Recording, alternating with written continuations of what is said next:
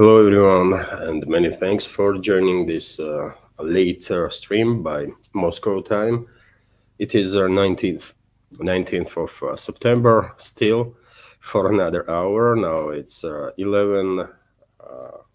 7 minutes past 11 in the evening, Moscow time. And as I promised this morning, dear friends, I wrote an announcement on our community page on YouTube and also on my Telegram channel. I will make a live stream, although I had partial day off during the day, but I was interested to test 11 p.m. for a live stream for several reasons. I would not go into details, and I'm interested in how many members of our community will join today's stream. I have prepared quite a number of news on some major developments that Russian media and public is paying attention to, and hopefully you will find news segment informative and useful. And after stream, as I always do, I will join community chat for a little while. So if you have questions, dear friends, or comments that you want to be highlighted during the question time, please use capital letters, or on Rumble you can use, because I'm streaming on YouTube and Rumble simultaneously, on Rumble, you can use super chat feature or rant feature to highlight question and simultaneously support this independent project of mine. That's been said, dear friends, let's start today's news segment. And I will start with a sort of a breaking news, which is that, NATO is hysterical again, because we are learning that Estonia made the claims, NATO member states from Baltics, that 3 Russian MiG-31 fighter jets entered its airspace over the Gulf of Finland earlier today and remaining there in Estonian airspace for 12 minutes, which is quite a lot.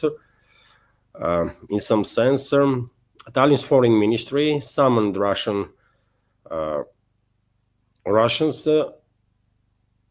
summoned Russian ambassador or representative of Russia and delivered a formal note of protest. Foreign Minister Magnus Tsahina called an incident an unprecedented provocation, adding that this was already a 4th such a case in this year.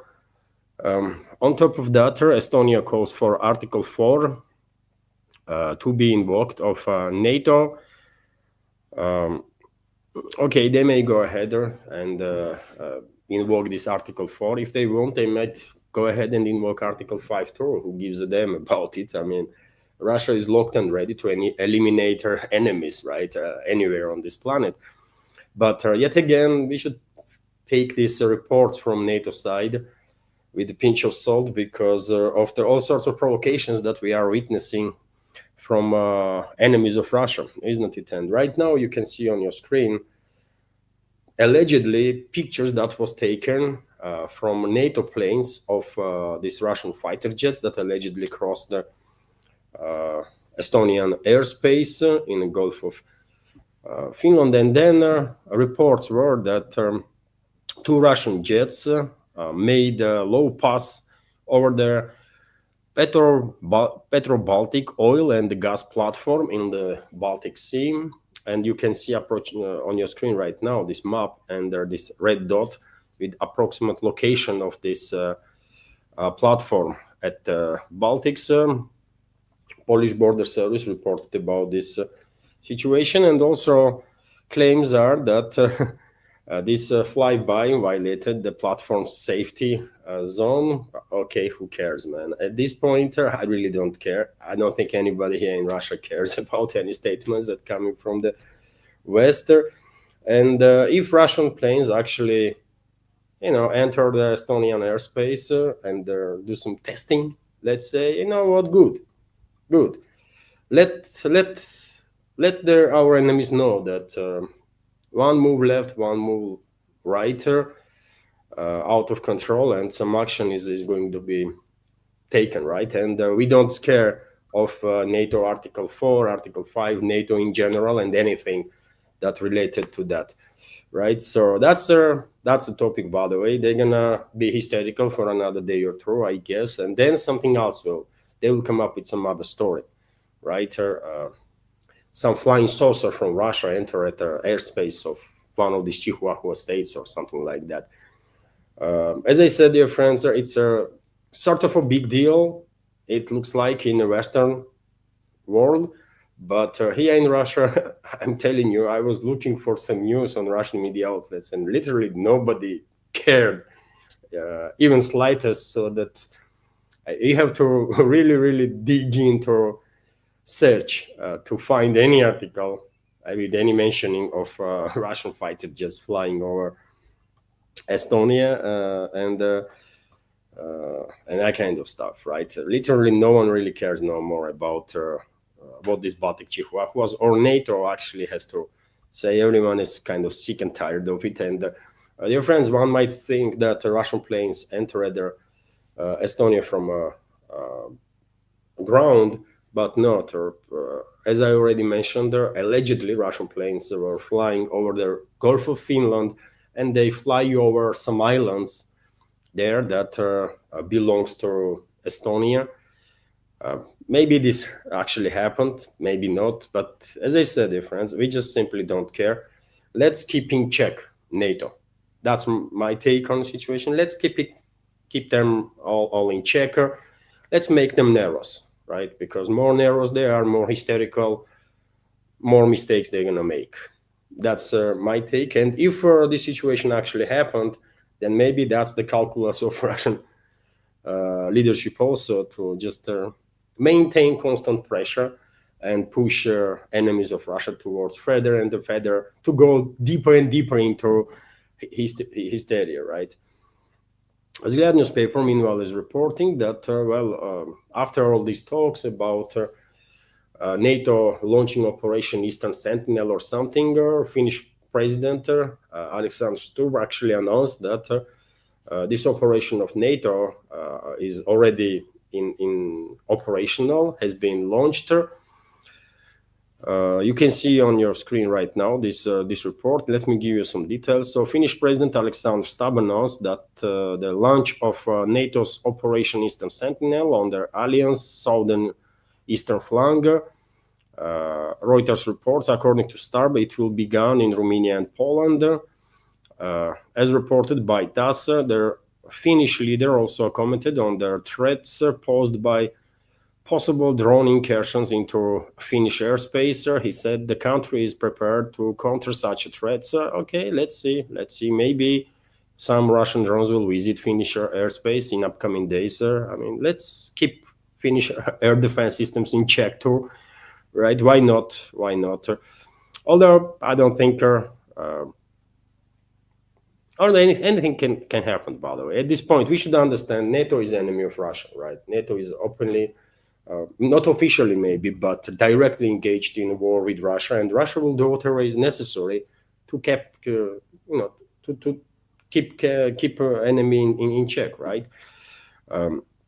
Last week, NATO launched Operation Eastern Sentinel. The operation aims to strengthen the alliance's position on its eastern flank following a drone incident in a Polish airspace. That drone incident was a false flag operation. I'm quite sure about it. Anyways, Warsaw announced that 21 drones. Oh, now it's 21. It used to be like 4, then 19. Now it's 21. Drones violated Polish airspace on the night of September 10. Some of which were physically destroyed by their military. Yes, 3 or 4 drones were intercepted, allegedly, that entered Polish airspace, and simultaneously Polish fighter pilots managed to destroy some private house somewhere. One of the AIM-120s or something, air-to-air missiles that Polish F-16 launched, misfunctioned and targeted the building. And Western propaganda, by the way, to nowadays continues to claim that that building was damaged as a result of drone hit, although in reality it was F-16 that actually targeted that construction. That roof was almost completely destroyed as a result. Anyways, this is what is going on, dear friends. Sort of a breaking news, but as I said, you can see my attitude. I mean, not impressed at all with this latest hysteria of Baltic state, Estonia, or the NATO. Let them invoke Article 4 and talk about whatever they want. We will continue to do whatever is necessary to protect ourselves. That's it, really. And if it is necessary to, send some messages to our enemies, then let's do it. Let's do it. Why not?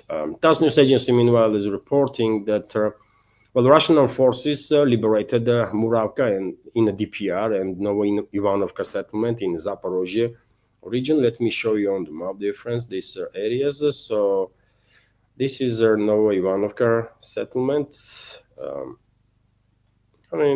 Small village in Zaporozhye region. But information clearly indicates further progress of the Russian armed forces. I remind you that Russian troops are advancing not just in the Zaporozhye region, but also in a neighboring Dnipropetrovsk region, and there are about a dozen settlements already been liberated in Dnipropetrovsk region. And just a couple of days ago, Kiev regime declared the mandatory evacuation from 18 settlements. So they were expecting rapid advance of Russian armed forces in Dnipropetrovsk, which is quite understandable because unlike, as I said in my previous updates, unlike our DPR and LPR, for example, that are heavily urbanized, Dnipropetrovsk region is very different. Dnipropetrovsk region basically is a steppe area, right? And therefore, once Russian troops are on operational space, well, they're going to advance, and they're going to advance very rapidly once order will be there, right? So, and also simultaneously, let me, while map is open, give you an update that Russian armed forces, according to some reports, established control over the Atradne settlement in the Kharkov region, quite an isolated place.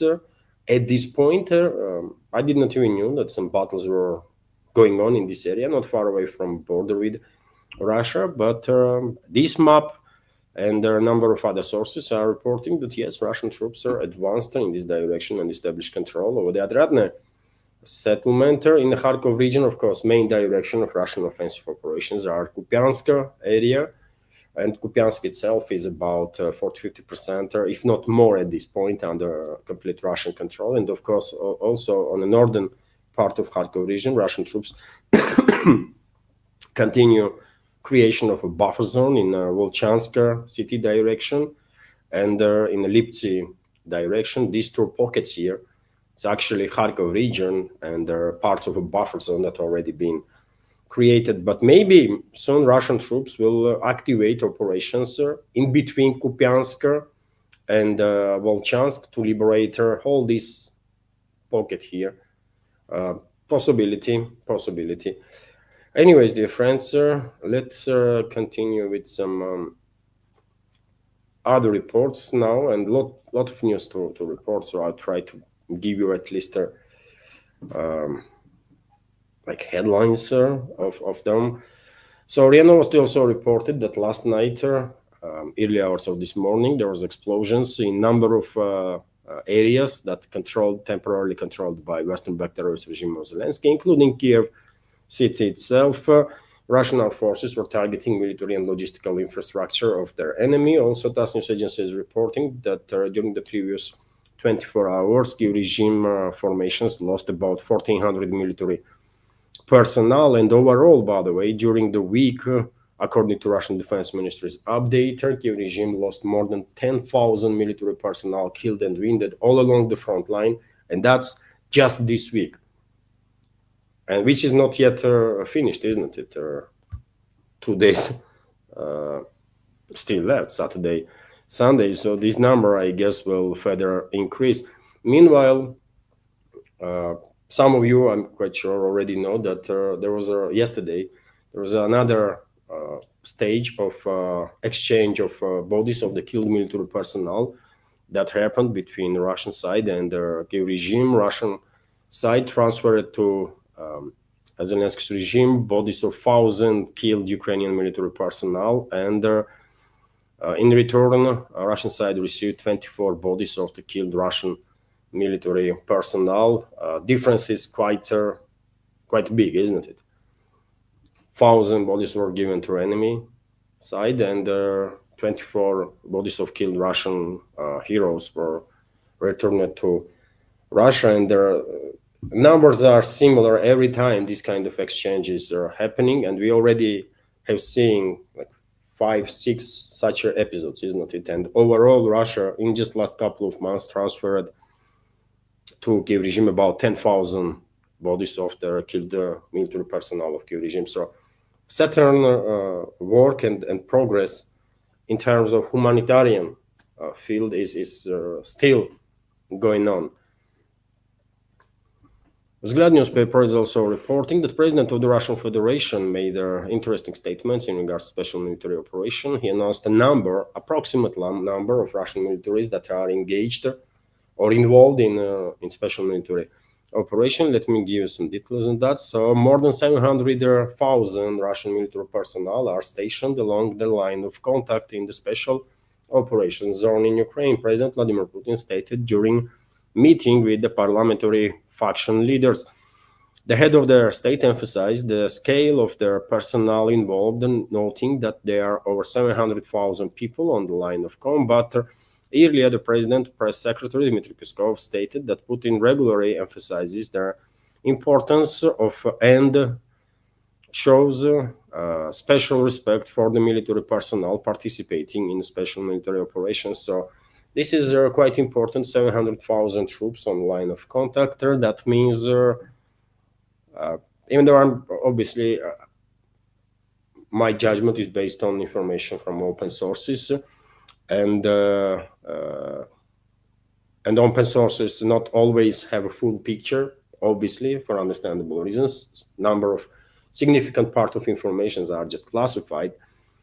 So we have no access to it, but based on my judgment on these reports from open sources, I can assume that if 700,000 troops are on the line of contact, then another 700,000 to 800,000 troops are in reserves, if not more, by the way.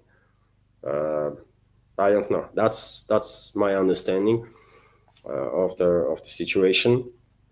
And we should keep in mind, dear friends, that on a regular basis, every single month, tens of thousands of people are still signing up for military service. They are signing up for contracts and joining Russian armed forces, literally tens of thousands every month.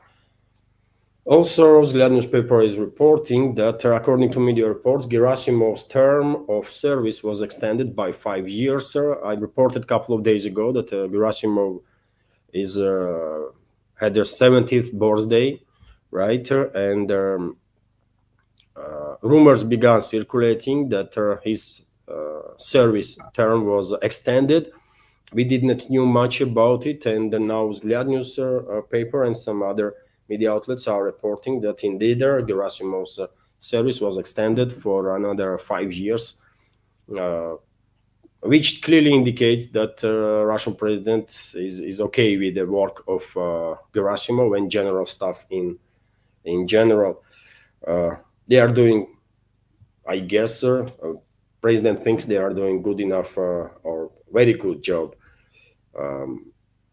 And we should keep in mind that we don't know all the details of their tasks that Russian armed forces have. All we know is what officially was declared, that main mission is to demilitarize and denazify this Western-backed terrorist regime of Zelensky. And when it comes to Zelensky himself, there was another opinion poll published about a mindset of people on Kyiv-controlled territory. And the question was, you can see on your screen right now, question was how people would vote if there was elections now. And Zaluzhny, former head of general staff of Kyiv regime and current so-called ambassador of Ukraine into UK, is still leading the charge. So according to survey by the rating group, the former commander-in-chief and the current ambassador of Ukraine to Britain would receive 33.4% of the votes if elections were held now. While Zelensky trials with 28.5%, both would advance to a second round. Far behind are Poroshenko with 6.4% and military intelligence chief Budanov with 5.8%. Interestingly, boxer Alexander Usyk, who has never announced political ambitions, was also included in the poll and scored 5.3%. Well, interesting. I don't think Zelensky actually has 28% of support. I really doubt that. But nevertheless, that's the poll numbers. And clearly, I will assume that behind this poll is some British interests, because it is UK that is pushing for Zaluzhny to replace Zelensky, while US is on the other page. Seems like US leadership has its own takes who gonna replace Zelensky, and they are not happy with Zaluzhny, and that's why I guess CIA is engaged now in blackmail operation against Zaluzhny, and CIA using quite a lot of its resources to take him down. For example, I remind you that just a couple of days ago, German media outlet Bild reported, it was Bild, I believe, reported based on German investigators that Zaluzhny, while serving as a head of general staff of Kiev regime, was directly behind the terrorist attacks allegedly on Nord Stream pipelines, and was mastermind kind of that attacker. Of course, these kind of allegations in a quite influential Western propaganda outlet cannot be published randomly. There are certain interests behind such publications, right? And these interests are, coming from US, I think. But when it comes to Nord Streams, dear friends, we all know what had happened. Hardly anybody who pays attention to the matter has any doubts that it was a terrorist attack organized by US, organized and conducted by US, UK, Norway, potentially Poland. Now, dear friends, before I continue, let me just check how many of us are in the live stream. 94 people on YouTube, and I don't know how many on Rumble. I cannot see Rumble numbers, unfortunately, on the StreamYard platform that I use to stream simultaneously on both channels. Oh, we reach 100 now. Great. Maybe more people will join. After all, this is, I don't know, maybe first time I'm streaming at 11 p.m. Moscow time. So, yes, dear friends, before I continue, there is quite a number of news left, important news. Let me just highlight that this media project is completely independent, and so only exists or will continue to exist as long as I have your support, community support. And if you like my work, if you want to help me maintain this project and maybe in the future to further develop, well, please consider to support. You can do it through several means. You can donate to the project through PayPal platform or Boosty platforms. Links are on this video description box and in the pinned comment. Also, you can subscribe to my Patreon page. That will be obviously great support too. You can choose your level of support, monthly support there from $5 up to, it's up to you then. If for whatever reason you are avoiding Patreon, then there is a alternative, Boosty. I have a page on Boosty too, and you can subscribe. There I'm publishing quite a lot of extra content on regular basis, exclusive content on regular basis there on these platforms, Patreon and Boosty. And yes, as I mentioned in the beginning, during the live streams, you can use super chat or rant feature on Rumble to highlight any question or commentary and simultaneously to donate to the project. And you can become premium subscriber on Rumble. That's also option there. That's being said, dear friends. Let me continue now with some more news. And as I said, lot is left, a lot to talk about. And for example, next news is that US to supply Ukraine with advanced drone swarm technologies. So Washington is planning to send 33,000 AI-controlled drones to Ukraine, which plans to later upgrade using swarm technology, the Financial Times has reported. Ethereum, US German startup which developed drones, recently unveiled its drone swarm strike engine, dubbed Namix, which transforms individual drones into a single forcer through a software app that allows any compatible system to join their swarm. The new software has yet to be tested on the battlefield, but Ethereum has said it plans to upload it to their AI drone strike kits. It's set to deliver to Ukraine by the end of the year under Pentagon contracts. So you see, dear friends, when some people still believe that US is about the escalation with Russia or US administration, in reality, it's all fake news. Unfortunately, Trump has nothing to do with America First force. Trump has nothing to do with the true American interests or interests of the American people. Trump is a deeply compromised individual by secret services of God knows how many countries. Israel, first of all, he is a puppet of neocons, obviously, and globalists, and he does whatever he is basically told to do, right? Because if he was about the escalation, then what 33,000 drones to be sent to the regime?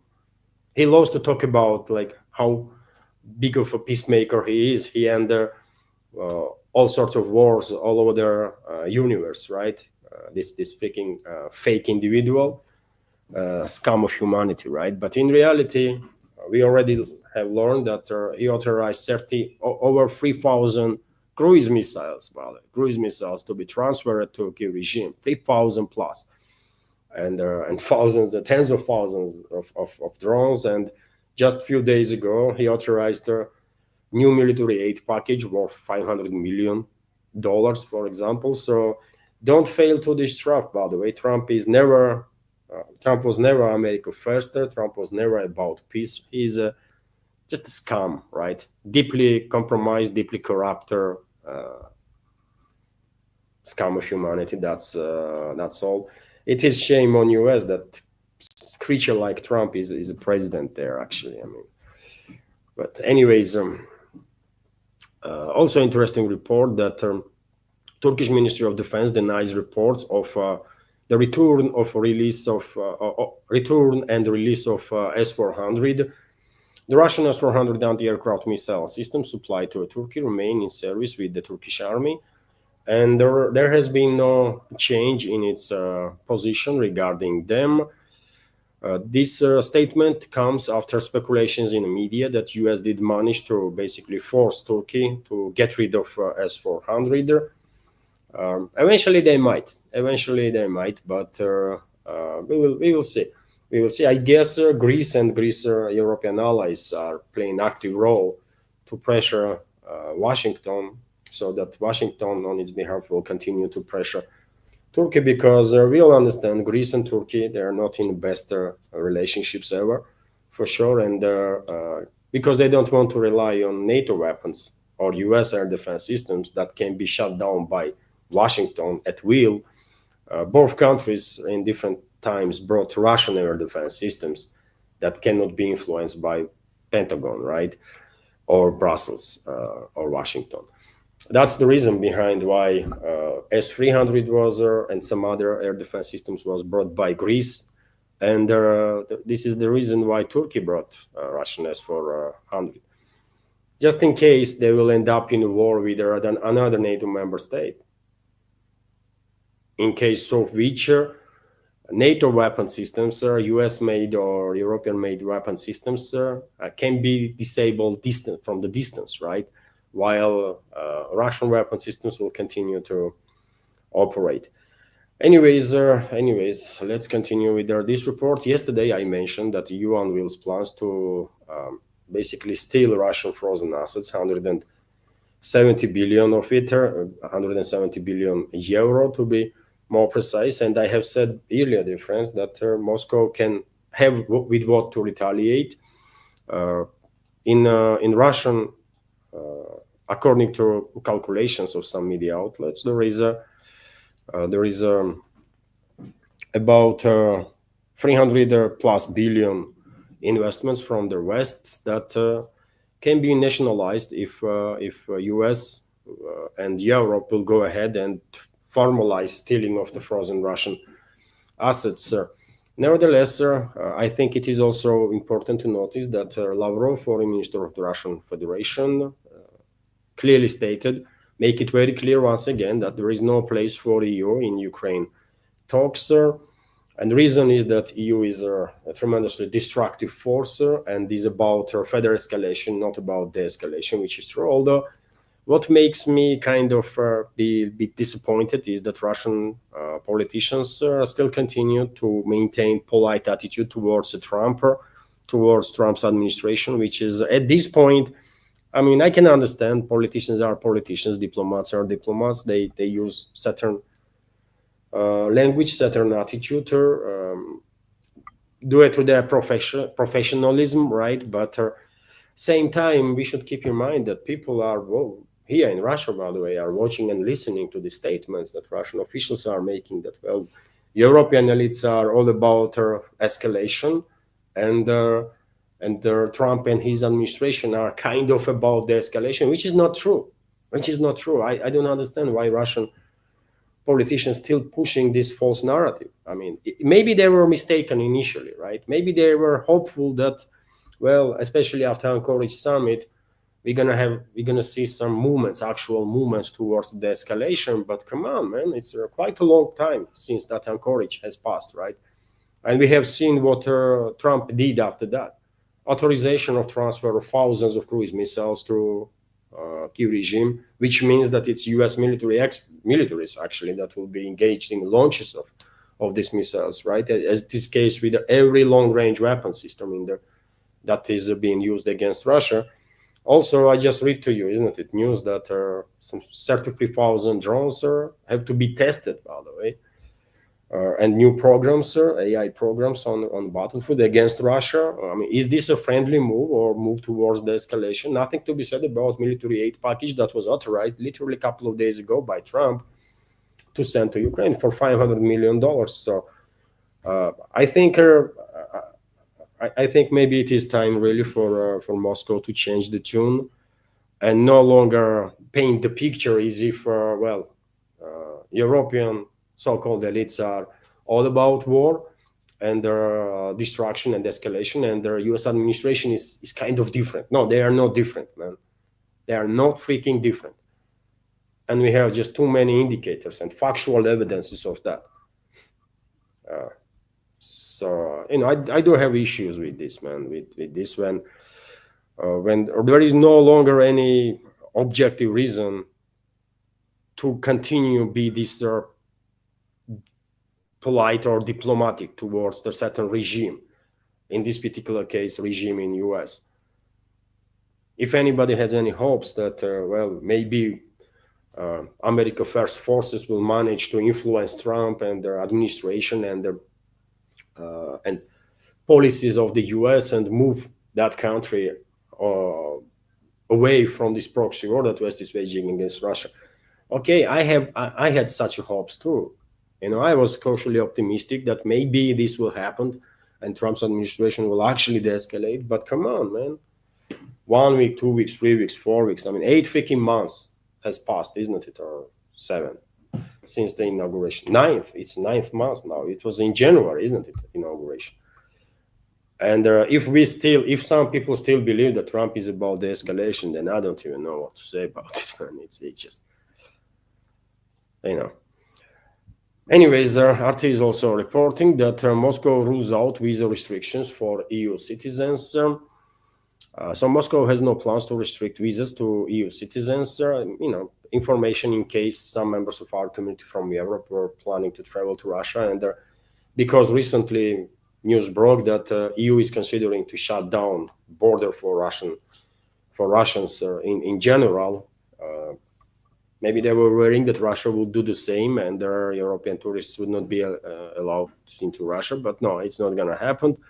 So Moscow has no plans to restrict visas to EU citizens. Russian Foreign Ministry spokesman Maria Zakharova has stated. She made the comment after reports that EU is considering limiting visas for Russian tourists as a part of 19 sanctions package against Moscow. Excuse me. And quote here, We have no plans to close the border to European citizens or restrict their visas in any way. We believe that human contacts, tourism, business, and humanitarian ties must be maintained. Our countries seeks to build bridges between the people, despite efforts within the EU to tear them down, Zakharova said at her regular briefings. And well, I mean, this is a position that I can 100% agree with. There is no need to shut down border of Russia to visitors from Western world.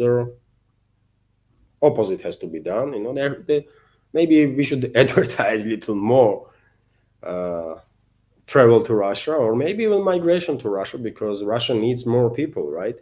Russia is the biggest country in this world, and we actually need more people. And there is, I'm quite sure, there is millions and millions, tens of millions potentially of people in the Western world that are considering migrating somewhere because they are not happy with their situation in their country. That can be said about U.S., Canada, UK, other European states, Australia and New Zealand, for example. I mean, already we have seen certain waves, isn't it, of migration of their people from collective West countries to Russia, and that's something positive. That's something that benefits those people that are migrating, and also Russian society and economy. So yes, I'm on the same page with on this matter with foreign ministry. Let's keep doors open and even encourage people from the West to come visit Russia, see with their eyes, right? How Russia is, how Russian people are, get to know up close and personal, and maybe they will after that make decision that what a great country, what a great people, let's freaking migrate here, right? Because normality is still welcome in Russia, which is true, by the way, right? And this is no longer case in the West. Am I correct on that? Anyways, let me continue. The friends, RT is also reporting that Poland blocks vital China-EU trade artery. And this is coming from Politico, by the way, originally, this report. So Poland's decision to close its border with Belarus has caused a major disruption to a key corridor for rail freight traffic between China and the EU, according to Politico. The route affected by the closure normally accounts for approximately 25 billion euro per year in freight traffic between China and the EU. All cargo is currently blocked, including time-sensitive shipments such as medicine and food.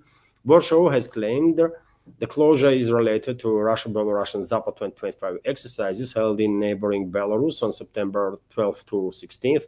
The Zapad drills were attended by the international military delegations, including from the US and India, and are staged by Moscow and Minsk roughly every 4 years. The closure compounds existing frictions over tariffs, subsidies, and the security concerns that have long pressured EU-China trade ties. Warsaw described their manoeuvres as very aggressive and conducted very close to the Polish border. Moscow has said the exercises were designed to repel attacks using lessons from the Ukraine conflict.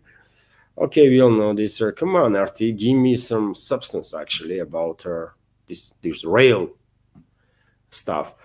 According to Sikorsky,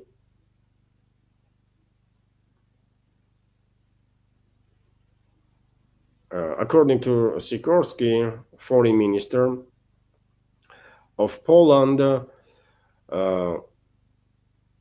who is a Russia hawker, the logic of trade was being replaced by the logic of security, Politico reported, citing Polish Foreign Affairs spokesman Paweł Wronski.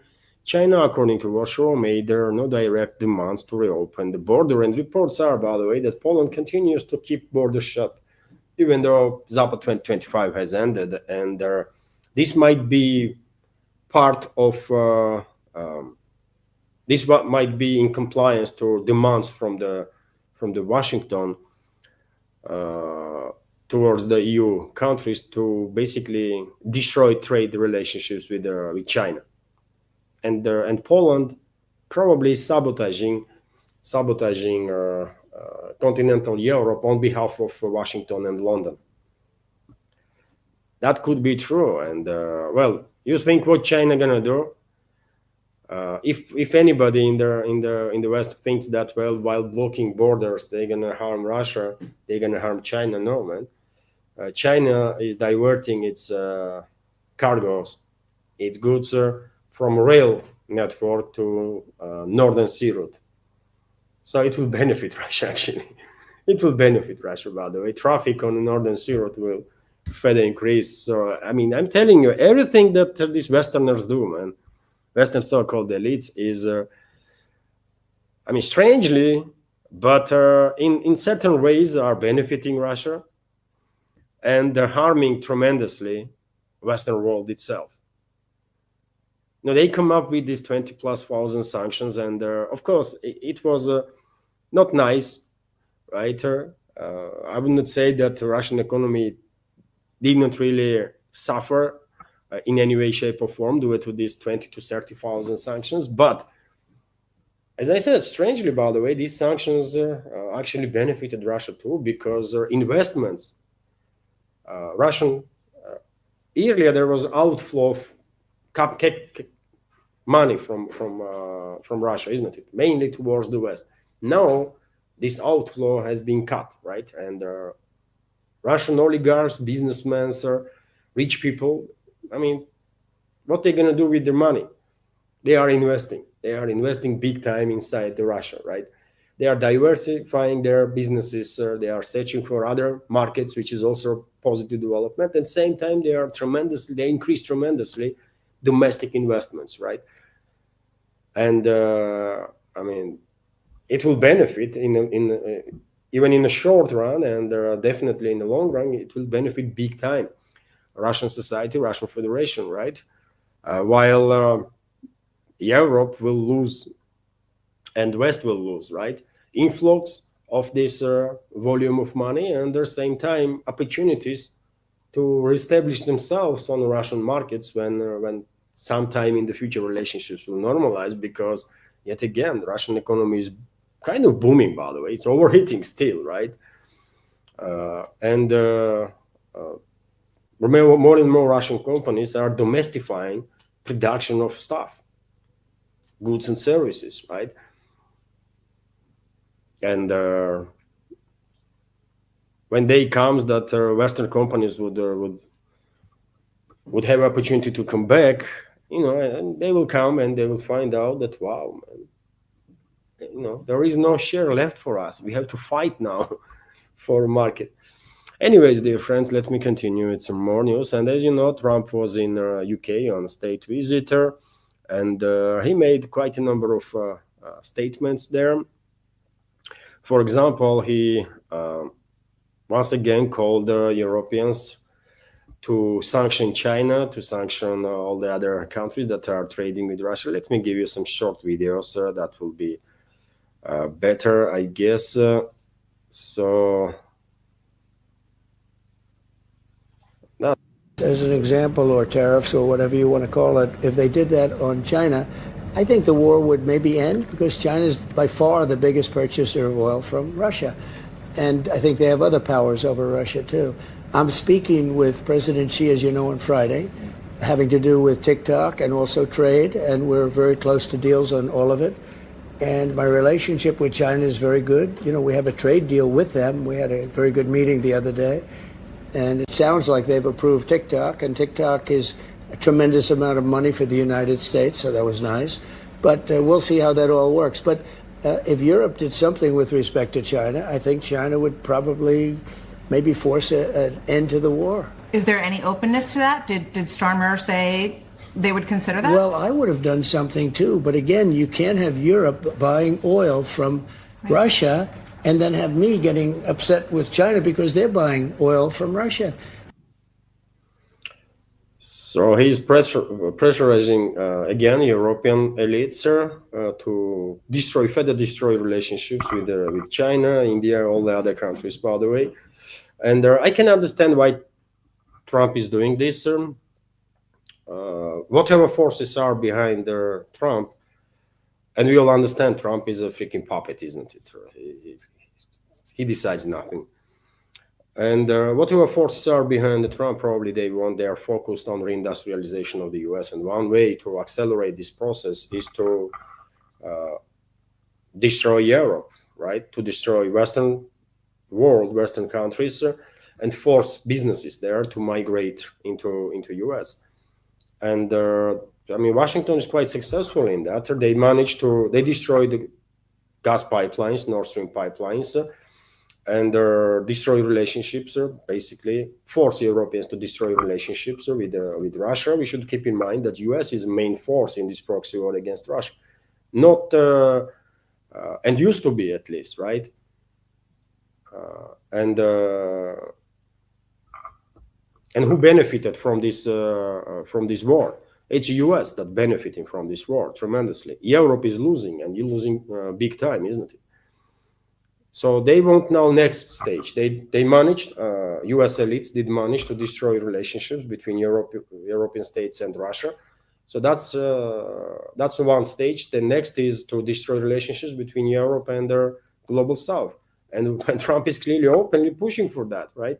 And you think what's going to happen when Europe, for example, imposes some tariffs on China, India, and I don't know, Indonesia, Brazil, all the others. European economy will be hit even bigger. European businesses will have to accelerate their plans to shut down production in continental Europe and move it to US, isn't it? That's what they're gonna do. That's the one video, by the way. What else do I have here? Same time, it is interesting that on one hand, in that interview, Trump is clearly making anti-China statements, isn't it? He is calling for Europeans to put some sanctions on China. But on other hand, look at this report. Trump rejected the military aid package for Taiwan, according to WAPO, right? Washington Post. So US President Donald Trump has refused to continue military support for Taiwan. Washington Post report, citing unnamed US officials, President Donald Trump refused to approve more than $400 million in military aid to Taiwan this summer while trying to negotiate a trade deal and a potential summit with the Chinese President Xi Jinping, according to 5 people familiar with the matter. And yet again, you see, by the way, nothing that comes out from the collective West can be trusted no more, and diplomacy is clearly being weaponized, isn't it, by Washington, by all the other capitals in the West. And on one hand, Trump is trying to, I don't know, mislead Chinese leaders or whoever is behind the Trump, by the way. I don't want to refer to Trump as someone that actually makes any decisions. Who the hell is Trump, man? This freaking orange clown, right? So whatever forces are in charge in Washington, they want to mislead Chinese leaders that, you see, we don't give weapons to Taiwan because we don't want escalation. Let's do some business. But on the other hand, very same groups in US are forcing Europeans to impose tariffs and sanctions on China for doing business with Russia, right? And I mean, Chinese, of course, understand this.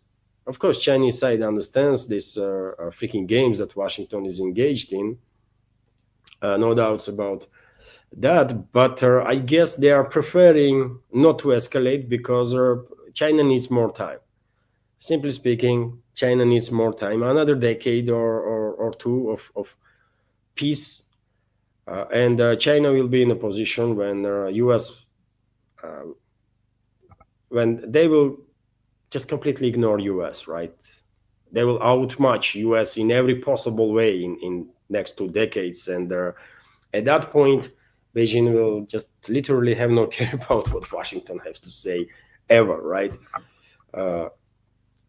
But to gain this time, Chinese also are forced basically by objective reality to be engaged there in this nonsensical dialogue with US, and Chinese leader actually had a phone conversation with Trump. After what Trump did, by the way, after all the reckless behavior of the Trump and reckless statements, Chinese leader nevertheless spoke to him, which is okay. I mean, I guess yet again forced measure, because China needs to gain another decade, 10, 15, 20 years max of peace, and they will outmatch US in every possible way, right? So they are also engaged in sort of games, right? Geopolitical games. And Trump made a comment about his conversation with the Chinese leader. Let me read some of his statement. I just completed a very productive call with the presidency of China. We made progress on many very important issues, including trade, fentanyl, the need to bring the war between Russia and Ukraine to an end, and the approval of their TicTok deal. I mean, this is embarrassing, really. If Trump actually spoke with Chinese leader about freaking fentanyl and TikTok, man, I mean, I can imagine how irritated the Chinese leader was, who is doing business on a tremendous scale, by the way, right? On very serious topics, and Trump is talking to him about freaking TikTok, man, and fentanyl and that kind of stuff. I mean, is Xi Jinping is engaged in a trade of fentanyl, or what's Xi Jinping gonna do about it? I mean, what the hell, right? And what about TikTok, man? Who gives a damn about TikTok, right? Trump's family maybe wants some sharing in TikTok, and he talks about it quite a lot, but Chinese probably don't give a freaking damn about it. Not on the level of a leader of the country, for sure, right? And Trump continues, I also agree with the presidency that we would meet at the APEC summit in South Korea, that I would go to China in the early part of next year, and that presidency would likewise came to United States at the appropriate time. The call was a very good one. We will be speaking again by phone. Appreciate the TikTok approval, and both look forward for meeting at APEC. I mean, yet again, man, you tell me what the hell is going on there. TikTok, I mean, president of freaking major superpower, at least for now, is talking about freaking TikTok, man. With the leader of another major superpower, main competitor of the US, TikTok. Okay, man. Okay. That's the level of US policies, man. That's the level of US political class.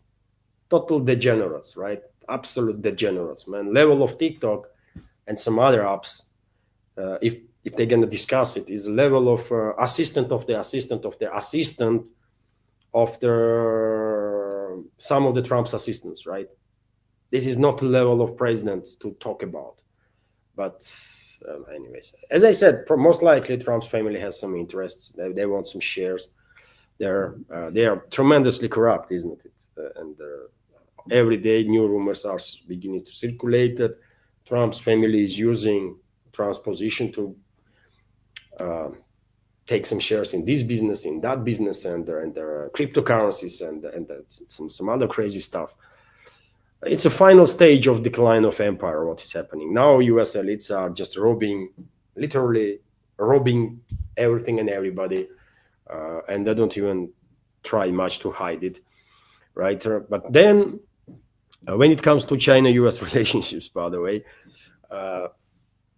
while visiting UK, Trump made quite a crazy statement, another one, right, that the US wants to reclaim Bagram airbase in Afghanistan because it's 1 hour away from Chinese nuclear site where nuclear weapons being created or something, right? I can give you a short video on that too. And after these crazy, insane statements, he had a conversation with Chinese leader.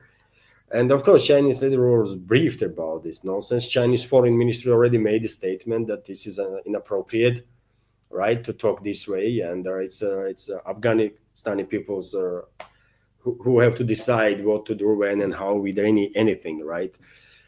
So of course, China did pay attention to this at least indirect threat towards China that US might bomb them, right, from Bagram air base or from elsewhere, but this is direct threat or indirect threat at least, right?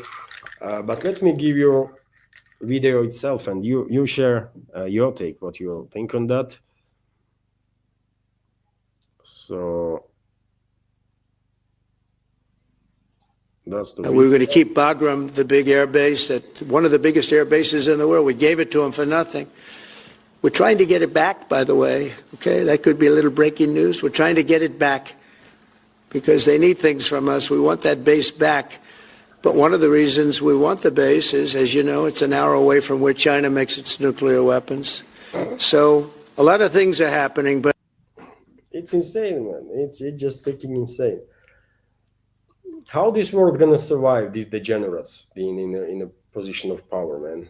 How humanity gonna survive this? I have no freaking idea, but and this is just too crazy. This is just too crazy, and it is also interesting that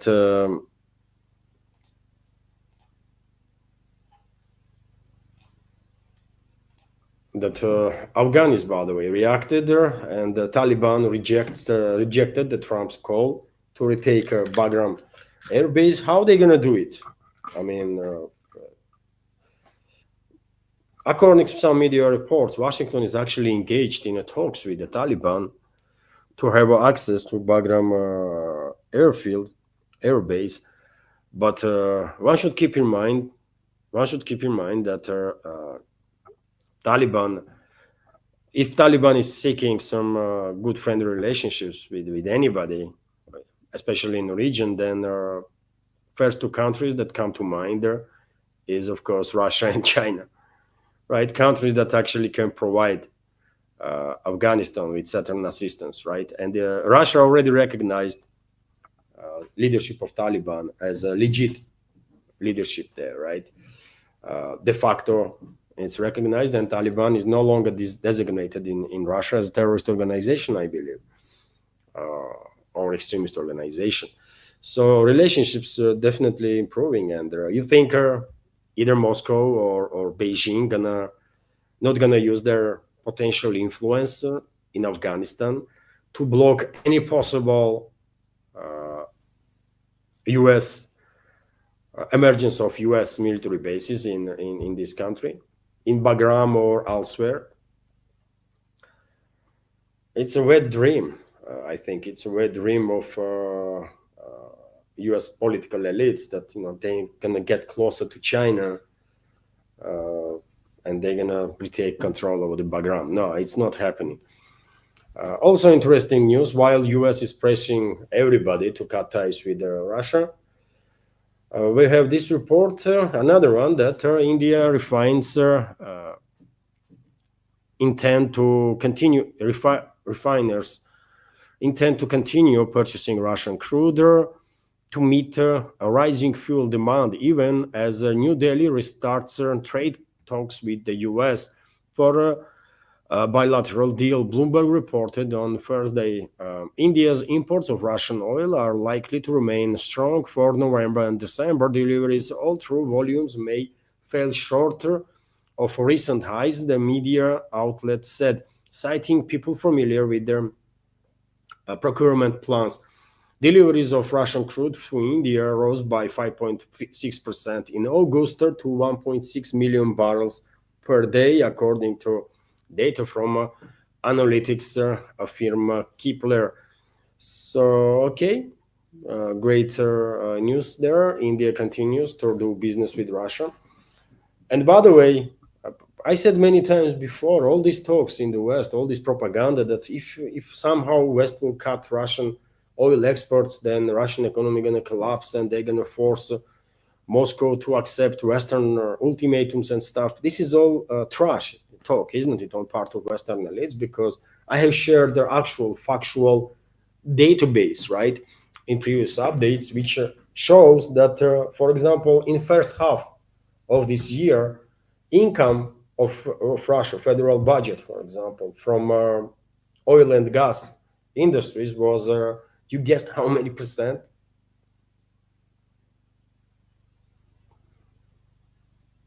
20 something. 73% for first 6 months. 73% of income of budget was from industries that are not related to oil and gas, and this number to the end of the year will reach 75-80%. But nevertheless, Western so-called elites are happy to push this freaking crazy nonsensical narrative that Russia is a gas station. You cut oil exports and that's it. Russian economy is collapsing because there is no economy, just a gas station, just oil, which is fake news, by the way. But unfortunately, either because these Western elites are just that stupid and ill-informed, or because they just want certain narratives. They think that people are as stupid that they will take anything, right? And to justify prolongation of this war, they are pushing this narrative that, guys, we will cut now oil exports of Russia and they will get smashed, right? They will get destroyed. So therefore, keep quiet, people. You don't know nothing. Let us do what we know best to steal your money and to enrich ourselves. That's I guess what stands behind these crazy narratives that West is pushing around, right? That they're gonna cut Russian oil. Okay, do it, freaking idiots. Anyways, RT is also reporting that EU names member states still importing Russian gas. It is interesting, isn't it? There's 8 EU countries continue to import Russian gas. Media cited European Commission energy spokesperson Anna-Kaisa Itkonen as saying earlier on Friday, Brussels unveiled plans to ban Russian energy imports to their blocks. So Belgium, France, Greece, Hungary, the Netherlands, Portugal, Slovakia, and Spain are still receiving Russian supplies either by pipeline or in the form of liquefied natural gas. Itkonen added that the European Commission does not have data on the shipments, altimeter, and their users. So quite a number of countries, by the way, and France is one of the biggest buyers of Russian LNG, actually. And I did report about it earlier. Reports are that Brussels will try to ban any purchases from Europe of Russian energy by end of 2026. Let's see if they will manage to do so. At this point, basically, I guess Russian energy companies did manage to diversify enough, and I don't think they really need to sell anything to Europe no more, right? They can sell everything elsewhere on the rest of their markets. So yet again, if Brussels will go ahead and completely ban any business in energy sector between Europe and Russia or in any other sector, yet again, it will harm, first of all, Europe, because, the Russian economy is doing quite okay, by the way, and Russian energy companies, it is good that Russian energy companies finally, actually, were forced, despite the statements of and calls from Russian president, by the way, for years and years and years, to Russian businesses, diversify, not be relied to one direction too heavily, right? That was what Russian president was saying for a long time. But businesses, while being freaking lazy, did not really listen much, right? So they had to get smashed with these European sanctions and tariffs and their trade cuts, right?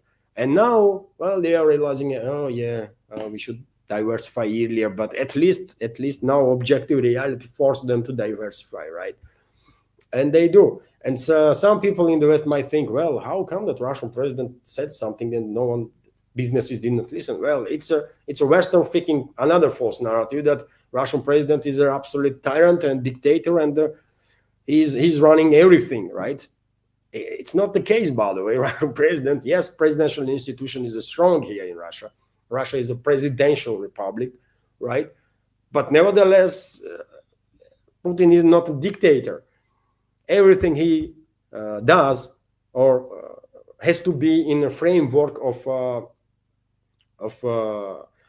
his rights as a president, right? He cannot do anything that is not inherent to president's institution. Every step he makes has to be bind with the legal side, right? It's not like Putin said, you know what, just do it, diversify, and well, everyone gonna run away and do stuff. No, man. So if we actually are real, by the way, then I think U.S. is more like a dictatorship than Russia, because it is U.S., by the way, that president is actually, look what Trump is doing. He does give no freaking flying F about constitution, about rights that presidential institution has or does not, right? He simply don't care, man. He is engaged in wars with his own cities, right? And with his own states in the country, and makes decisions without any care how legit those decisions are, right? So who is a dictator, if we're being real here? When every time Putin makes any decision, by the way, I mean, you can check, does he has a right to do this or not? And I mean, he's a lawyer, isn't it? For him, it's tremendously important that everything he does is based on legislation, right? So yes, Russian president was issuing quite a lot of recommendations to businesses, and he was correct. It is what it is, man. But eventually, businesses did not really listen then. For example, it was like 10-15 years ago that Putin was telling to big Russian businessmen not to invest too heavy in the West, to invest inside the Russia, because things might change and they might end up in a very difficult situation with their investments in the West. And what happened? What happened? Exactly that, isn't it? And in most of the cases, Russian investments in the West are freaking finished, either confiscated or frozen or stolen, and are going to be stalled. So, why those businessmen didn't listen to Russian president then? If Russian president is dictator and a single word of his is like a order, do or die. No, man, it's not like that. Those businessmen didn't listen, and they lost freaking God knows how many billions in the West. But anyways, man, I don't really care about those freaking oligarchs, but nevertheless, just to highlight how things work here, brother, right? Anyways, and in UK also, by the way, in UK, probably you have seen this video when Trump once again went to whine about Putin, how Putin disappointed him, and all that kind of nonsense. Let me give you this short video through. It's better to listen than me to explain what he was talking about. He loves to whine about Putin, isn't it? What would be easiest would be because of my relationship with President Putin, but he's let me down. He's really let me down. It was going to be Russia and Ukraine, but we'll see how that turns out. But that turned out to be, I thought it might be among the easiest of the group. But we had settled just about every conflict, and as you know, we're working very hard on Israel and Gaza. All that's happening over there. Complex, but it's going to get done. It'll all get done right. And likewise, Russia and Ukraine will get done. But you never know in war. War is a different thing. Things happen that are very opposite of what you thought. You thought you were going to have an easy time or a hard time, and it turns out to be the reverse. He has some unhealthy fixation on Putin, isn't it, Trump? I mean, this is not okay. He's jealous, probably, on a personal level. After all, whatever forces are actually pulling the strings in the U.S., Trump is their representative, right? Trump is their talking head, and he talks a lot, right? And at certain levels, probably, he is a president. So he does makes, I guess, some does has some level of influence on stuff, and I forget what I was trying to say.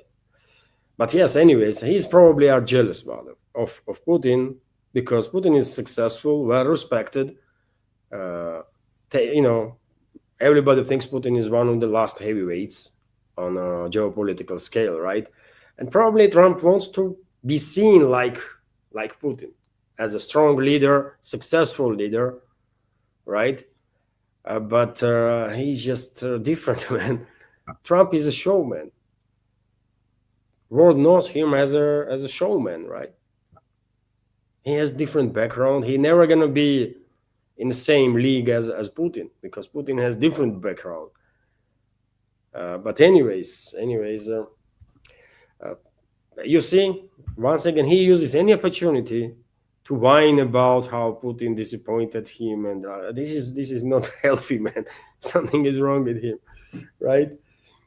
And dear friends, also lately I noticed that Trump has some very serious issues with their. I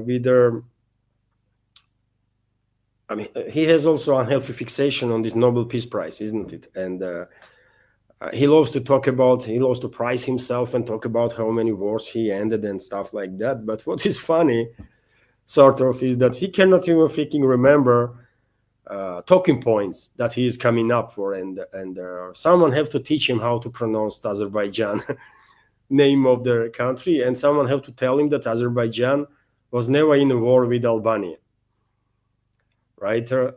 If we dig in, funny enough, by the way, 1500 years ago, there was actually Albania on the territory that now where Azerbaijan is located. There was an earlier kingdom called Albania. It was a Christian kingdom, and some might argue that that Albania is somehow related to current Albania on the Mediterranean. I would say it's not the case. But anyways, someone have to tell Trump that Azerbaijan is not Azerbaijan, it's Azerbaijan. And someone have to tell him that Azerbaijan never fought a war against Albania, because it is embarrassing, man. He is repeating this freaking nonsense time after time after time. And for God's sake, you are US president, at least formally, right? Act accordingly. And let me give you a short video about what am I talking about. Look at this, man. Think that we settled Azerbaijan and Albania as an example. It was going on for years. It was never going to be settled. You see? Let's listen again, man. This is funny. To think that we settled Azerbaijan and Albania as an example. It was going on for years. It was never going to be settled. I don't know, man. This is really something. And yes, Azerbaijan and Albania. Albanian people probably would be surprised that to find out that they were engaged in a war with Azerbaijan, right? That they never knew about her. But anyways, and that's the level. But that's with whom we are dealing, brother. And this is not just something that, he cannot remember name of the. No, it's about education, brother. It's about base, right?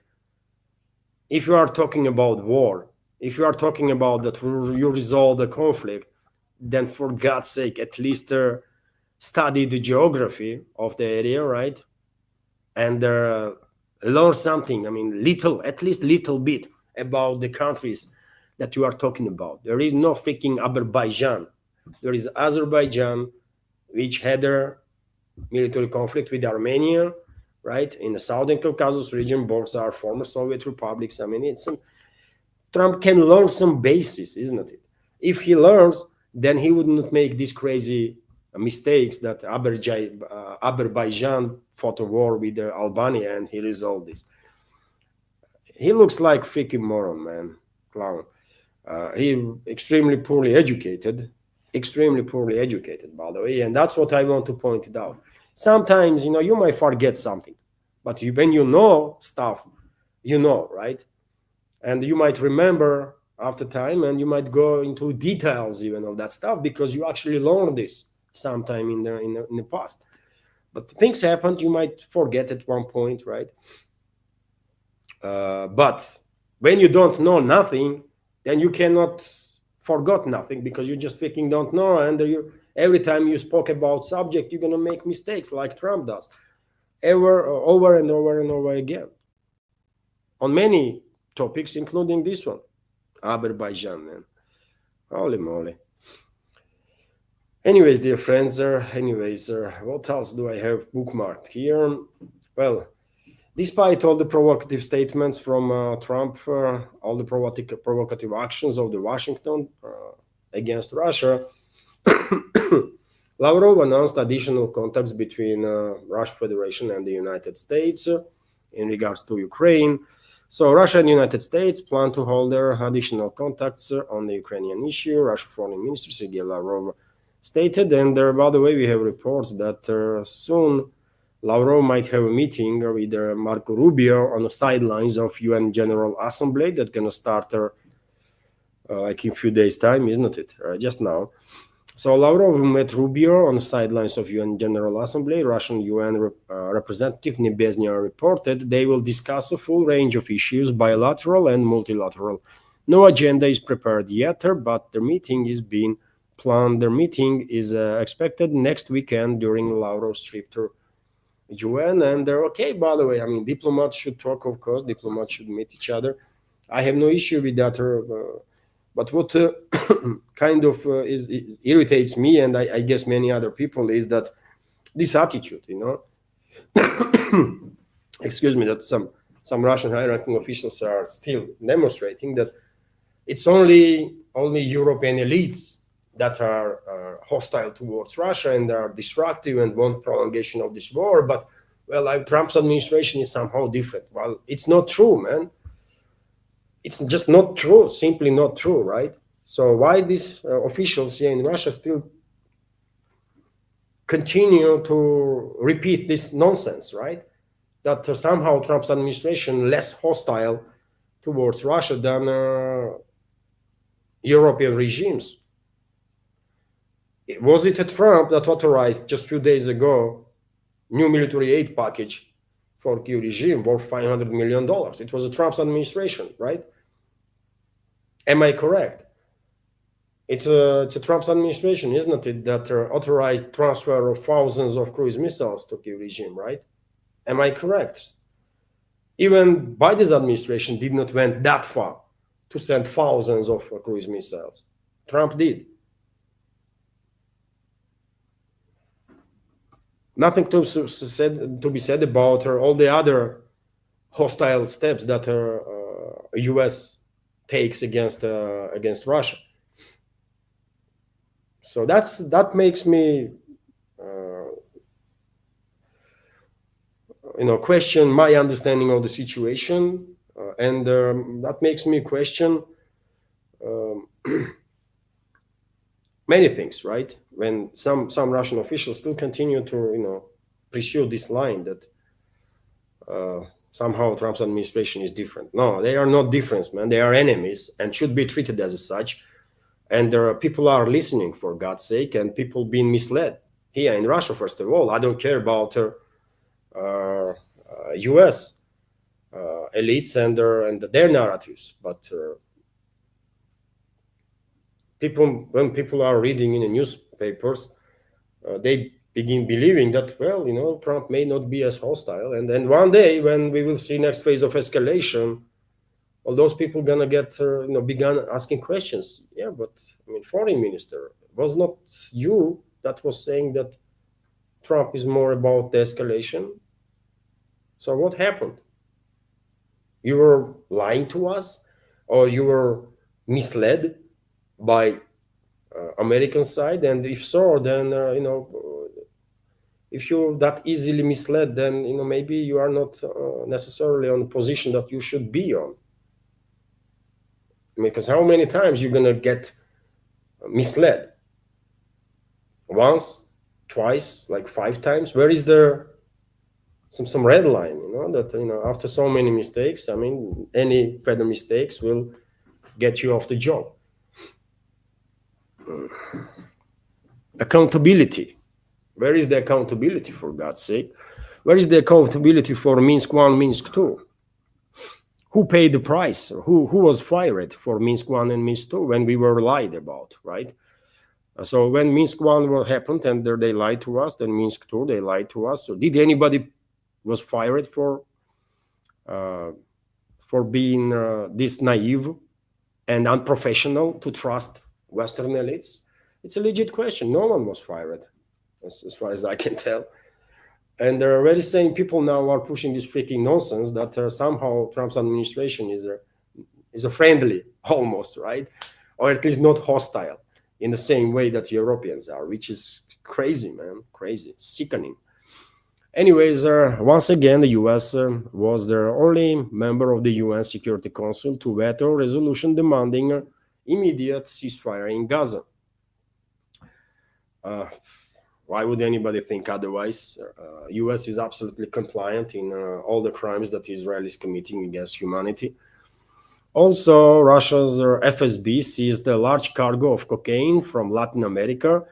This cargo arrived to St. Petersburg seaport disguised as bananas on board of the vessel Cool Emerald from Ecuador. And security forces found 1,500 briquettes containing cocaine with the total weight of 1.7 tons, by the way, 1,750 kilos, right? Which is insane.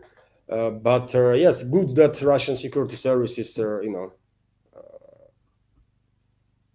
find out about this cargo, and this criminal operation was stopped, and criminals will pay a price. But at least whoever was involved in or captured or detained. But I want to share this news video, dear friends, because this drug trafficking is formally is the reason why US is messing its forces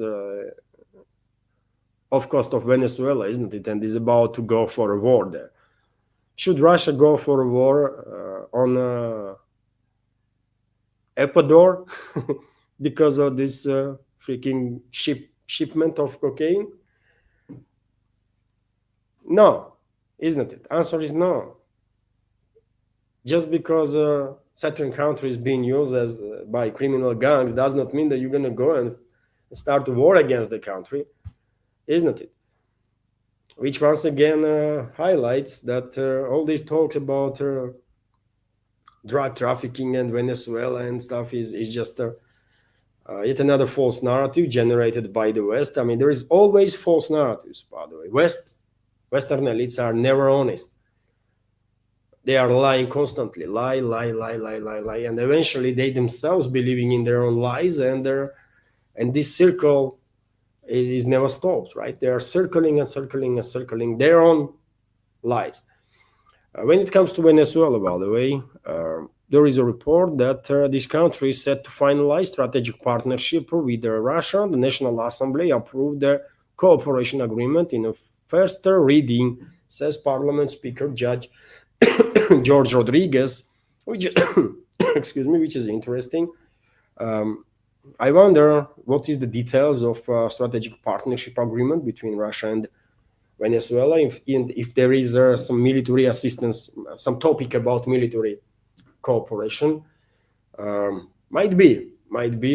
Maybe this is something similar that Russia had with North Korea. Who knows? We will find out.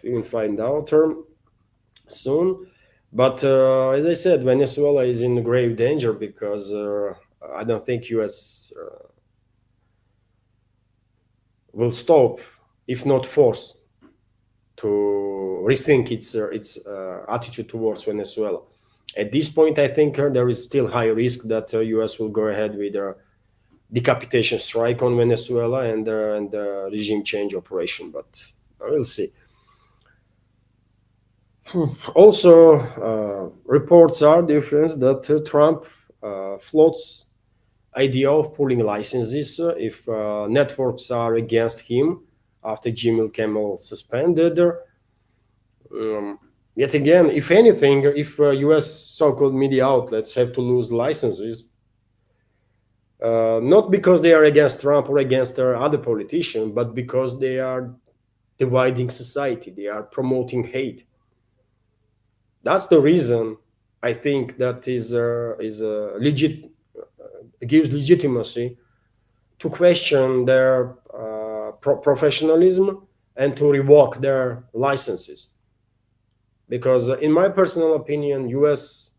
media, so-called media, mainstream media, by the way, TVs and also newspapers and so on, they are engaged in operation against U.S. citizens, right? Knowingly or willingly or unwillingly, but what they do is they divide society, they promote hate, and people are killed as a result of this, right? So something has to be done about it for sure. Something has to be done about it, but I don't think licenses, media should lose licenses just because they are critical of any politician. This is not the way to go forward, but they should lose licenses because they've been tremendously harmful for U.S. society, so much so that half of the U.S. hates another half, and vice versa. And as a result of this hatred, people being harmed, actually, some being killed, some being fired from the workplace, some lose businesses, and the list goes on and on, right? So therefore, whoever is responsible for planting this seed of hate into minds of the people for years and years and years, they have to be punished for sure. And if there is no other way, then licenses should be revoked, I think. But not for criticizing Trump, man. But for actual crimes that they committed against U.S. society. And same can be said about the so-called media in Europe, by the way, right? I mean, so many European states, I mean, especially Western ones, are on the edge of civil war at this point. And one of the reasons is actually that media was not working as a media, by the way, right? And covering up all the crimes that are and criminal policies that governments were adopting. And as a result, they are facing now reality when they're barely recognizing their own countries and their own societies. And and social fabric is stretched beyond limit. And our friends from Europe can share their take on the situation. RT is also reporting that Macron to attempt to prove in US court his wife is a woman. So French President Emmanuel Macron and his wife Brigitte intend to provide the US court with the photographic and scientific evidences that they claim will prove that their first lady is a woman. The couple's lawyer has told the BBC. The materials will be submitted as a part of a defamation lawsuit filed by the Macrons against the US right-wing commentator Candace Owens, who has claimed that Brigitte Macron was a born man. So yes, by the way, this is of course additional publicity for Candace Owens. I mean, she is doing a brilliant job, by the way. What can I say? I have watched quite a number of her videos, and I continue to watch. By the way, she has some very interesting takes on a number of issues. Definitely one of the most popular voices on the right side of an aisle in alternative media, for sure. And good luck to her. Good luck to her. But when it comes to these Macrons, by the way, I mean, they are fools, man. They are freaking fools, right? They are going after commentators on alternative media and embarrassing themselves much more than any commentator would manage to do. That's something else, man. But anyways, some people gonna have a big laugh at Macron's for sure. And I will end this news segment, dear friends, on this interesting news that Russian president declared that Russia's great success in aircraft engine manufacturing. So development of their domestic aircraft engines, including the PD-14, has become the greatest achievement of the Russian industry in recent decades. President Vladimir Putin said. Russian President Vladimir Putin emphasized that meeting with their parliamentary faction leaders that their country has made significant progress in aircraft engine production. He said such a success has not been seen since the Soviet era. Putin noted, we have not had such success in aircraft engine building in longer time. We developed PD-14. There has not been anything like it since the Soviet times. He added that the new engine not only meets international standards, but also exceeds them.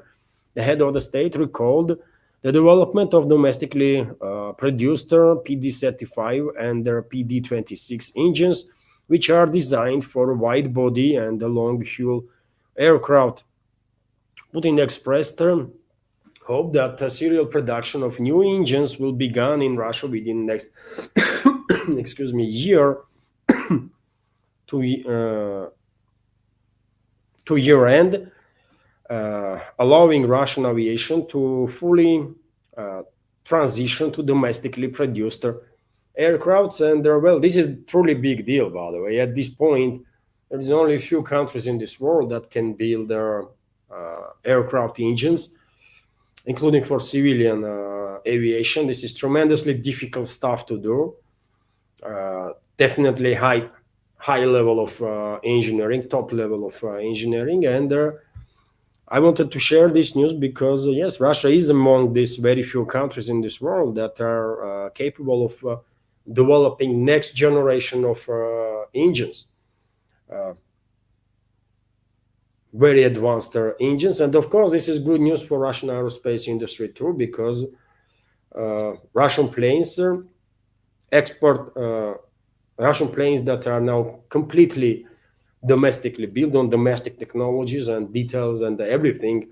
Of course, they will use this new generation Russian engines in the future. And yet again, I mean, Russia is among very few countries that are capable to build their planes from the scratch domestically, and also engines.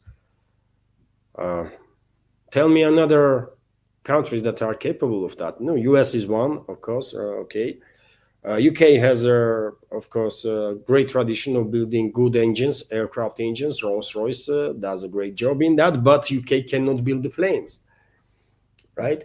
So when it comes to both planes and their engines, there is the US only and Russia, right, that are capable of that. China is catching up fast, right? But they still are relying on the Western technologies, Western imports for their aircraft. India wants to play big role in this field, and maybe cooperation between Russian and Indian aerospace industry will happen.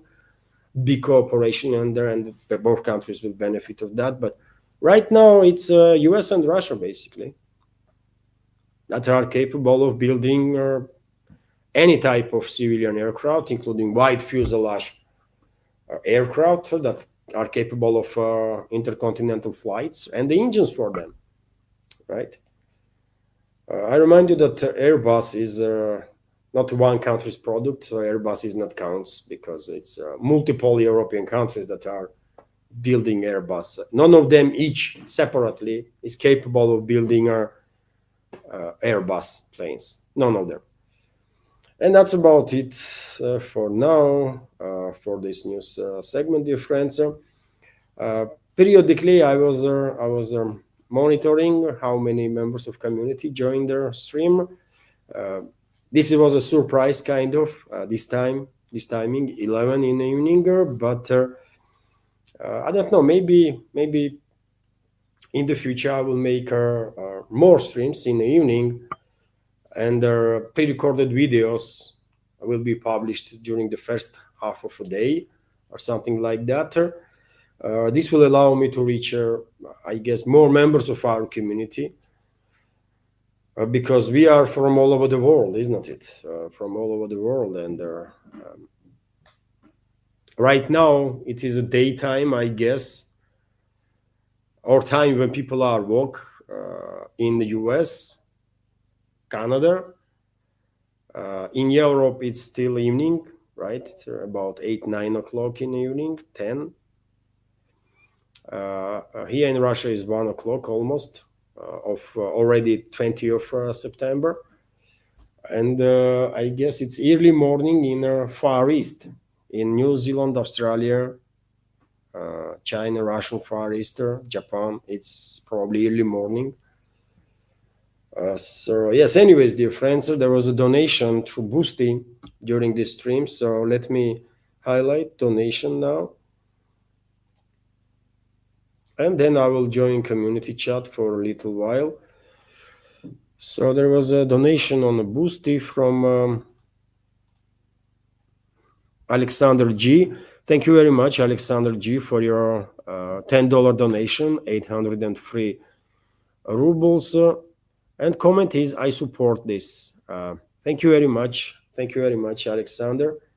I appreciate your support. And yes, dear friends, in case you want to donate, to the project, you can use either Boosty platform, as Alexander G just did, or you can use a PayPal platform for that, or super chat feature on Rumble. But if you want to support also, you can subscribe to my Patreon page, by the way. That will be, of course, a great support. If our community doubles on Patreon, then this project will be in much more safer place for sure than it is now. And well, let's start with the community chat. Nikos is asking Luan, I'll be sleeping, I'll watch this tomorrow, but if you have their energy, can you tell me, have they been PTSD incidents, and how severe?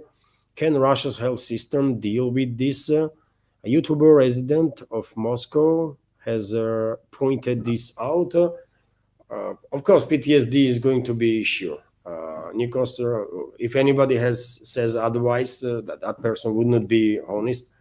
It's a high-intensity conflict that we are engaged in, and there are hundreds of thousands of military personnel are deployed. The Russian president stated that it's 700,000 Russian troops that are on a line of contact, right? So obviously many militaries will have post-traumatic syndrome,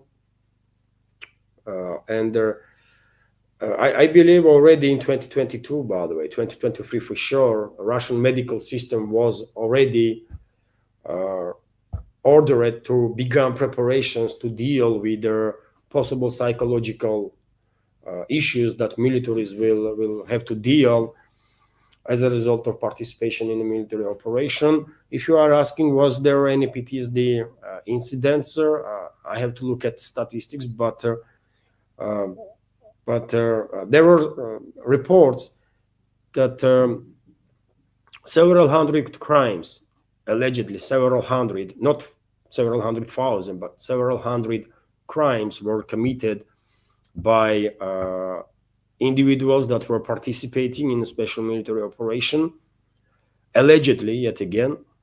And some of those crimes could be related to PTSD situation. No one, I mean, I cannot know for sure, but could be the case. One of the big issues with PTSD is, of course, a high rate of suicide among patients, right? And therefore, Russian medical system, psychiatrists, psychologists probably are, already trained, already know all the technologies, how to help militaries to deal with their PTSD. I think this crisis of the PTSD will be not as severe in case of Russian troops as it is, for example, in Israeli military case or in US, by the way. And I think so because Russian militaries are not deliberately killing civilians, right? one of the main reasons of PTSD is a trauma from atrocities that troops are committing or their comrades are committing, right? And because Russian troops are doing whatever they can to avoid civilian casualties, therefore, they are not engaged in these horrible actions that U.S. militaries were engaged in Afghanistan or in Iraq or anywhere else. They were killing civilians like it's nothing, right? And same is done by Israeli armed forces, and that's the main reason of heavy instances of the PTSD, because they are struggling with what they have done or their comrades have done, right? And their psychiatrists are unable to help them because it's just too deep in the human, right? In human psyche, it is crushed completely when humans go on killing spree of other humans, right? Especially civilians. Combatants are a bit different story, of course. This is in some cases, this conflict resembles to trench warfare, so there is quite often close range battles that are happening, and militaries are seeing actually enemy that they are shooting at, and this might also cause PTSD, but not in a severe way as when militaries are engaged, like Americans and Israelis, in killing of civilians, intentional killing of civilians, which was in mass cases, right? I guess everybody from American military that had anything to do with, for example, 2 or 3 operations in that Iraqi city, by the way, where almost all civilians were killed by Americans. I can't remember the name of the city, but probably all those militaries, U.S. militaries that were engaged in that crime had PTSD, because one have to be true psychopath not to be influenced by mass killing of the civilians, right? And Israeli troops already experiencing epidemic of PTSD because of the crimes that Israeli troops are committing, right? I think in case of Russia, situation going to be not as severe. It's going to be serious, of course. Russian medical services are preparing, but because Russian militaries are not engaged have different tactics. Russian militaries always try to avoid civilian casualties while risking their own lives, right? They are in very different situation. And even though close-range combater and when you are shooting at a combatant or fighting with knives or something, of course, that's also traumatic experience that can have an influence. But I guess militaries are probably psychologically more prepared for that, right? So therefore, PTSD case is going to be not as severe. But it's something that, of course, Russian medics are looking into. And I remember already in 2022, 2023, orders were given for medics to be prepared, by the way, and they already are working, right, on to help militaries. Nidish Kumar is also asking, Levan, how is your health? Oh, I'm much better than a few days ago. Some 3-4 day flu, easy flu that was. I did not get rid of it completely yet, but I'm there. So thank you, Nidish.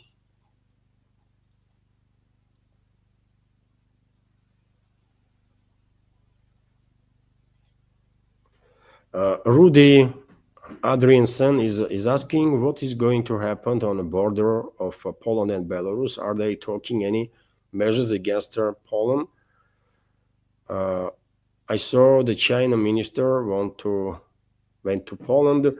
Well, I spoke about the situation on the border, isn't it? It's a bigger trading route, right? Freight trains are constantly moving in and out through that border.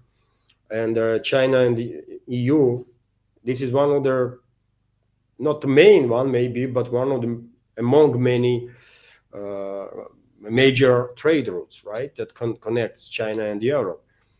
And it's a big issue. It's a big issue. But yet again, it's up to collective West, isn't it? It's up to collective West. I already have seen reports that Chinese businesses are diverting their cargo towards the Northern Sea route.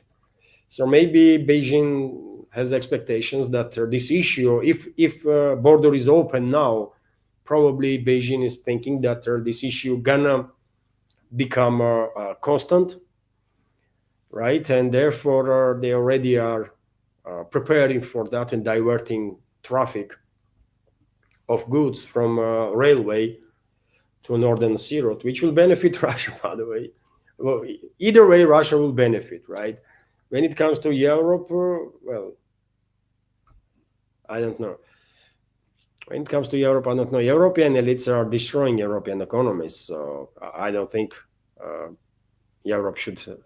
Europeans should have any hopes really for any progress in their countries or anytime soon under such a leadership. But yet again, when it comes to this border closure, it's a political decision, isn't it? It's a political decision. They use the Zapad 2025 exercises as an excuse to strike at China, to strike at trade on China. Poland, I remind you, dear friends, is a proxy of London, right? Not so much to US, but to London. So it's London that is striking on EU and China simultaneously through their proxy Poland, right? But yet again, this border might be reopened today, tomorrow, but message is already sent there, and China and European businesses that want to maintain some trade there, they will have to looking for other routes, right? Reserve routes, and China is doing it already. Northern Sea route, by the way.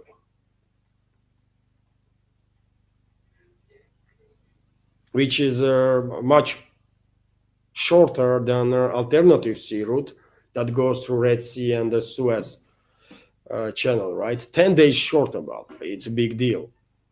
It's a big deal.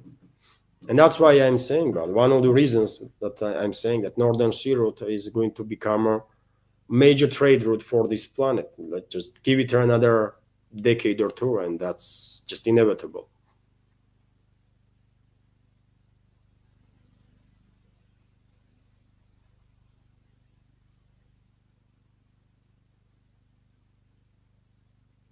Okay.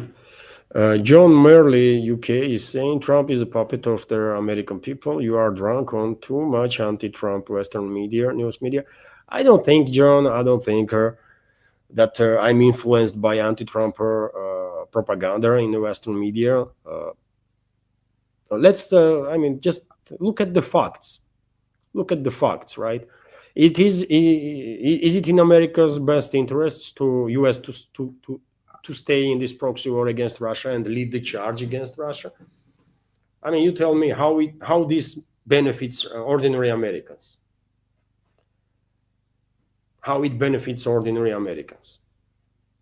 I mean, give me one reason how it benefits ordinary Americans. This hundreds of billions of dollars being spent on a proxy war against Russia, while instead of cooperating with Russia, right? And there is quite a number of areas, directions in which Russia and US could be actually partners, right? So how Trump is working for American people? Now he's when he bombed Iran, that was in interests of America. How? I mean, just how it was in America's interest. When Trump is not disclosing Epstein files, is it in American people's interests? When U.S. is assisting Israel to commit genocide against Palestinians, is that American people's interest? That's what American people want to be affiliated with the genocide? No. So, I mean, what you mean? Just give me something, right, that Trump did that is actually good for American people. I mean, anything. anything. You might say, well, Trump shut down the border in the south. I mean, really? Really? He was talking about millions to be deported, illegals. How many illegals were deported? How many? There should be some number, and I'm quite sure it's not millions. And Trump was talking about that there's 20 million illegals in a country, or 20 something. So, I mean, one thing is what they talk, but other is actual information, right? Give me something. What Trump did that benefits US. He started all these tariff wars and trade wars with everybody, right? And now people in US have to pay more for goods and services. Is that helpful for American people? I mean, where is the interest of the American people, ordinary people, by the way, like us? So I disagree with you. I don't pay much attention to Western propaganda against Trump. Of course, there is also anti-Trump propaganda. I have no doubts about that. And there is hate being shared by Western MSM towards Republicans, traditionalists, of course, and against Trump too, personally. There is personal attacks constantly. And I don't really pay much attention to that, because, and this is one of the reasons why am I saying that if licenses for Western MSM TVs, for example, have to be revoked, not for their attacks on Trump, but for their crimes that they are committing against the society when they are putting these seeds of hate in mindset of the people, right? So they're, after years of that harmful work, they basically created the reality when the so-called leftists hate people on the right side of the aisle and vice versa, right? Which is crazy, man. So, and that is a crime against society and should be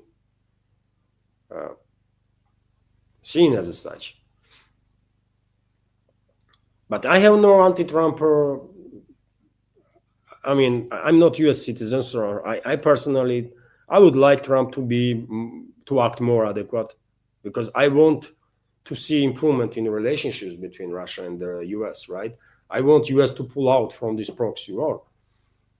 And I was partially hopeful or cautiously hopeful that maybe Trump's administration will actually listen to America First people and act on their own promises. But at least for now, they did not, right? And I shared the news, factual news, right, on about steps that Trump already took against Russia to put U.S. even deeper in this proxy war against Russia. Trump approved $500 million military aid package for Kyiv regime just a couple of days ago. A couple of weeks ago, he approved thousands of cruise missiles to be transferred to Kyiv regime. I mean, do you want more examples? So, I mean, let's be realistic. I would love to see de-escalation between Washington and Moscow. And in my updates, I have spoke about it so many times, by the way. But we cannot lie to ourselves, isn't it? We cannot have unrealistic expectations.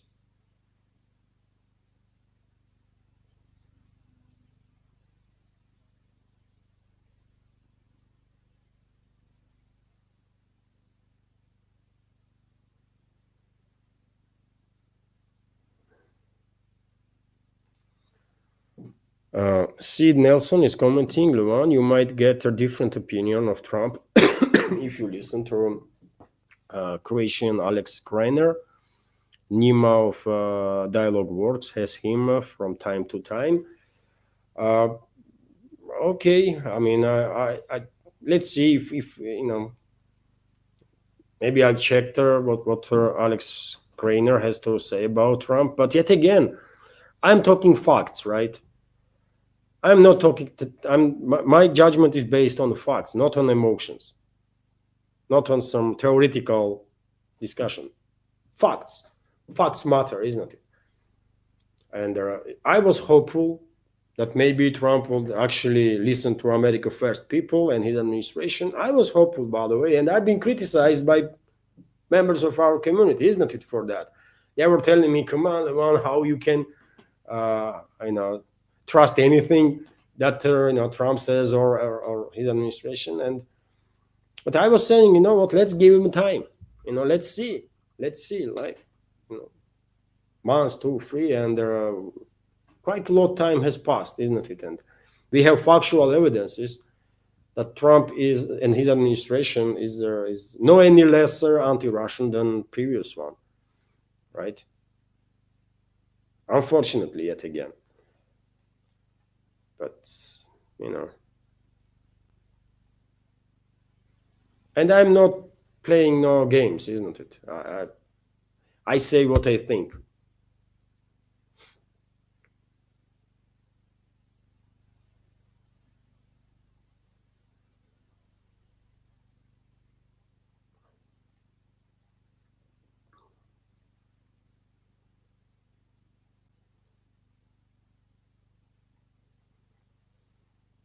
Mm-hmm.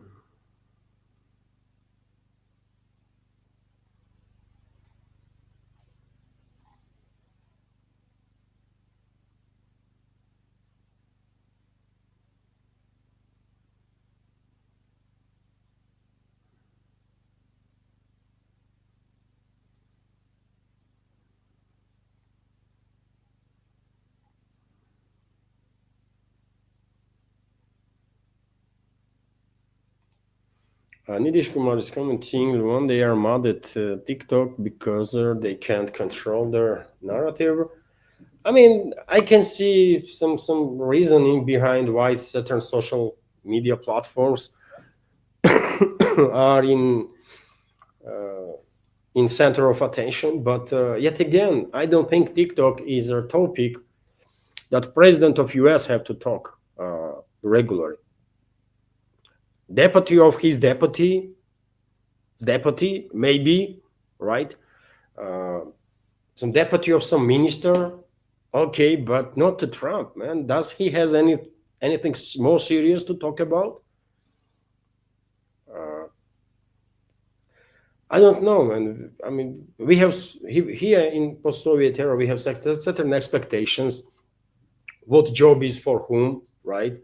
And from what level you expect certain job to be done when it comes to officials, right? And I mean, I would be very much surprised if Russian president now every other day, literally, I mean, every other day starts talking about, I don't know, YouTube, for example, which is tremendously anti-Russian in general, right? And there are so many Russian channels that have been blocked on YouTube. And I'm a bit surprised that my channel is not yet being taken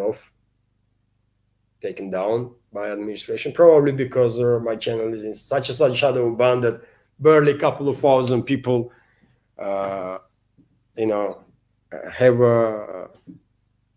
my reach is barely a couple of thousand people, basically, due to this shadow ban. So, and channel is small, right? So that's the reason my channel has not been deleted, I guess, yet. But it would be strange, nevertheless. YouTube is tremendously hostile against Russia. I mean, you write, you can do an experiment, by the way. You can publish video with some crazy anti-Russian statement. You will get freaking, I don't know, thousands of views straight away. Maybe hundreds of thousands of views. More nonsensical the headline will be, the better. It will fly. YouTube's algorithm will use its maximum capabilities to give you views, or YouTube will fake the view numbers, right? And gives you like hundreds of thousands of views or millions. But if you are objective or pro-Russian, then you are in a shadow ban. But nevertheless, would not it be strange if Russian president now starts talking about faking YouTube every day or every other day? That YouTube is this and YouTube is that, and we have to do business with YouTube or not to do business. We have to buy or don't buy, or blocked or don't block. What the hell, man? This is not the level of the president. That's what I was saying. And the only reason why I think Trump is so focused on TikTok is some there is some money to be made there, I guess. His family is deeply engaged in all sorts of businesses, right? And I guess they won't share in a TikTok. In a company, in American company that will eventually buy the American segment of the TikTok. It's not healthy what is going on there.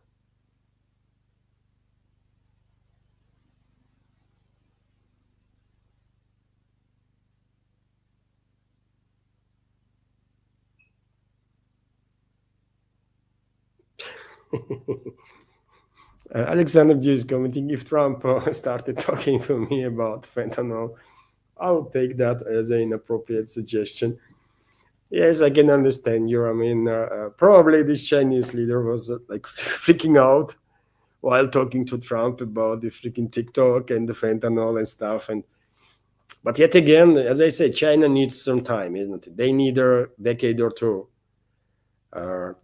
to get in a position when and from which they can absolutely ignore US, and they are not in that position yet, and that's why they will be engaged in all sorts of these games, right, to gain some time.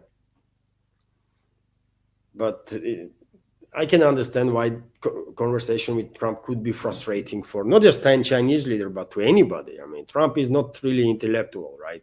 You cannot have with him a clever conversation, deep conversation about anything, because, I mean, does Trump leaves you impression that he is actually knowledgeable in anything? Really? I mean, you might have with people like Trump conversation on a surface level, some nonsensical conversation, right? Hello, bye, did you see game? And that kind of crap, right? But you cannot have with him deep conversation about anything, man. He's just too freaking uneducated for that. And that's how it is. Taliban, I don't think Taliban will allow them to have it. Yes, I think so too. I don't think Taliban, that is seeking better relationships with Moscow and Beijing and other neighbors, will allow hostile entity to regain control inside the country, which is the US, for not just Afghanistan, but for Russia, for China, even for India, by the way, right? And geography of Afghanistan is very interesting one and important, of course. Of course, China will use its influence in Pakistan, so that and through Pakistan will influence on Taliban. Also, China has its own relationships, by the way, with Taliban, and Moscow will do its part. Iran will do its part, by the way. If you think Iran is going to be happy that US is going to have a base in Afghanistan, of course, this is not the case. Iran will try. No one wants US, by the way, in any part of this world, actually, with the exception of Collective West. Collective West, it's a different story. I guess Estonians would love to lick the boots of their American soldiers, but that's a Estonian fetish, right? And Lithuanian fetish, and they love to lick boots in general, principally, right? But the rest of the world is very different. So I don't think they're going to be U.S. military base in Afghanistan. No, man. That time has passed.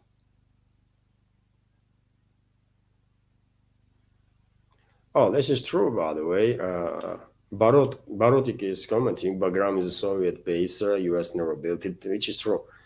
U.S. did some investments there when Afghanistan was under U.S. occupation, but basically almost all infrastructure, not just Bagram, by the way, Bagram airfield, but literally all infrastructure, fundamental infrastructure that still remains in Afghanistan, bridges, energy facilities, airfields, some underground tunnels or tunnels in the mountains, magistrals, by the way, everything was built by Soviet Union and by Soviet people. US went in, killed a lot of people, all they do is some scam operations, right? Remember the story when some contractor of Pentagon allegedly built gas stations in Afghanistan, gas stations, by the way, and there was an investigation. I can't remember where, in which newspaper, and each gas station cost $60 million allegedly. And you know where these gas stations were built? Some were never built, actually, only on the paper. But ones that were built, you know where? In middle of the freaking desert. In freaking desert, by the way. And the cost was 60 million for each. That's what US was doing, by the way. Everything they did, from drug trafficking to so-called investments, was about money laundering. That's it, man. They did nothing good for Afghanistani people. Literally nothing, right? They killed them. That's all. While when Soviet Union went in, I mean, so many Afghans are regretting, by the way, that they fought against Soviets. They are realizing now that they were wrong. And I have personally have spoken to Afghans, by the way, about it, because they have seen difference. Soviet Union went in, began building schools, hospitals, universities, power plants, bridges, roads. By the way, country was booming. And due to freaking Western propaganda and so on, they start fighting against Soviet Union. And at one point, Moscow said, "Okay, man, we are out." And that was and rest is history, right? So yes, background. It's not just background, by the way. Everything that stands in Afghanistan, from infrastructure, is built by Soviet people, Soviet Union.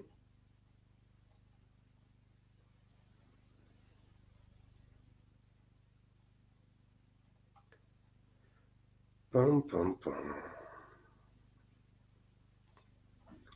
Nidish is also asking, Levan, what happening in Slovakia? They are trying to overthrow Fico, I think.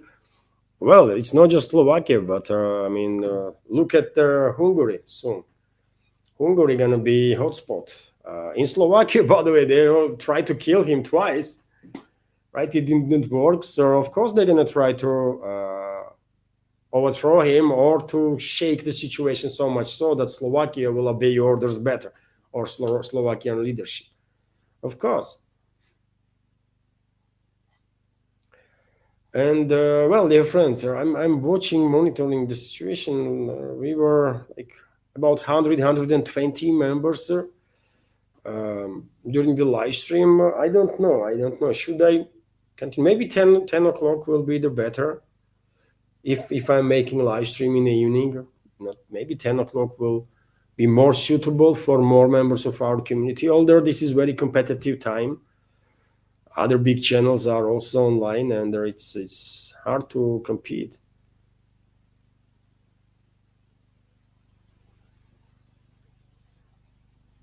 Oh, really? Alexander G is commenting. Levan sounds like calibrated. Some opinions for the most part. Okay, I did not think about it, but yes, it is possible that some commentators on it's nothing really special, that some commentators might have somewhat similar takes on same topics.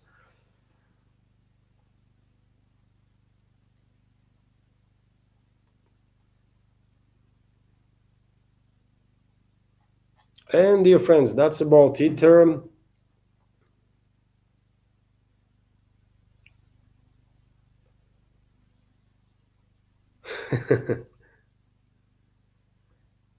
A is commented and shared, very nice words, or kind words towards me. Thank you very much, A, for your kind words, sir. I would not read her. I would, it's about me, so I would not read. But I can highlight your comment here. Thank you very much for your kind words. And dear friends, I will end this live stream on that. Thank you all for your time, for your attention. Alexander G, thank you very much for your donation on Boosty.